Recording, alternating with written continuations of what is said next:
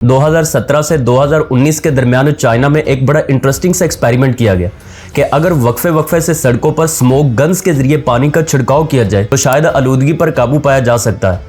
और हाँ, स्टार्ट पे ये एक्सपेरिमेंट अवाम को बड़ा मुतासिर कुन लगा। गलियों और शाहराहों पर बड़े बड़े वाटर कैन जैसे आलात से बादलों की तरह पानी के छींटे उड़ते दिखाई देते थे, मगर जब माहिरीन ने इसके नताइज का जायजा लिया तो तस्वीर बड़ी मायूस कुन निकली। वक्ती तौर पर तो आलूदगी में कुछ कमी महसूस की गई, लेकिन एक घंटे के अंदर अंदर ही फिजा दोबारा से उसी तरह से धुंधला हो चुकी थी। इस दौरान हजारों लीटर पानी जाया हुआ, मगर वो स्मोक पैदा करने वाली जहरीली गैसेस जैसे नाइट्रोजन ऑक्साइड और सल्फर डाइऑक्साइड की मिकदार में जरा बराबर भी फर्क न आया। चीनी माहिरीन ने इस इकदाम को तंजिया अंदाज में कॉस्मेटिक एक्शन करार दिया, यानी बिल्कुल वैसे ही जैसे शादी के दिन दुल्हन को मेकअप से कुछ और बना दिया जाता है। मगर सच्चाई तो तब सामने आती है जब चेहरे से सारा सिंगार धुल जाए, यानी हकीकत वही की वही रहती है। मगर यह भी हकीकत है कि 2010 से लेकर 2020 तक चाइना ने दुनिया को हैरान भी किया। उसने अपने बड़े शहरों में पोल्यूशन के लेवल को तकरीबन 40% तक कम किया, और ये कमी स्मोक गन से नहीं बल्कि संजीदा इस्लाहात से मुमकिन हुई, जैसा कि पुरानी फैक्ट्रियों की बंदिश या जदीद कारी, पुराने डीजल ट्रकों पर पाबंदी और इलेक्ट्रिक गाड़ियों का फरोग, सख्त माहौलियाती कवानीन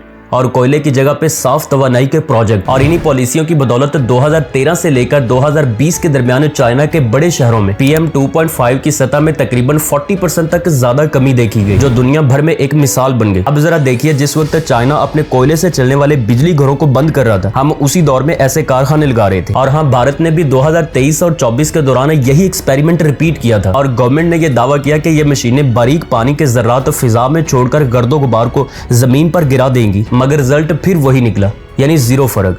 और फिर इंडियन इंस्टीट्यूट ऑफ टेक्नोलॉजी ने साफ कहा, यह सिर्फ एक कॉस्मेटिक एक्शन है, कोई साइंटिफिक सोल्यूशन नहीं है। आज चाइना और भारत में ये स्मोक गन सिर्फ तामीराती मुकामात पर इस्तेमाल होती हैं ताकि गर्द बैठ जाए, लेकिन फिजाई आलूदगी के हल के तौर पर इनका बाब बंद हो चुका है। अब यहाँ पे क्वेश्चन ये है कि हुकूमत पंजाब के पास ऐसा कौन सा अफलातून था जिसने इन पर नजरें डाली और बगैर तहकीक किए इन्हें खरीदने का फैसला किया। क्या वाकई किसी ने यह जानने की जहमत भी की कि इसका कोई फायदा भी है या नहीं? लेकिन मैं और आप सब ये जानते हैं कि स्मोक गन्स के बावजूद भी लाहौर पिछले कुछ दिनों से एयर पोल्यूशन में फिर नंबर 1 रहा है। लेकिन खैर, अब ये तो कहा जा सकता है कि अल्लाह का शुक्र है हम किसी न किसी वजह से तो नंबर 1 पर हैं ही ना।